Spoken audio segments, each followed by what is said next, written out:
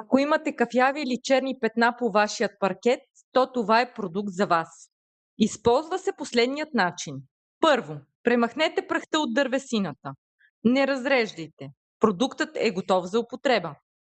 Напръскайте обилно петната. Оставете да подейства около 40 минути. Избършете с влажна кърпа, докато изцяло премахнете нанесеният продукт. Ако е необходимо, отново повторете целият процес. След 24 часа, когато дървото е напълно изсъхнало, нанесете подходящият финиш за защита на осмо.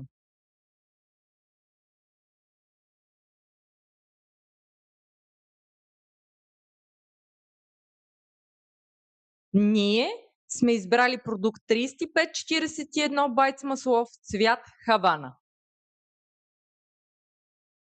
И ето, крайният резултат.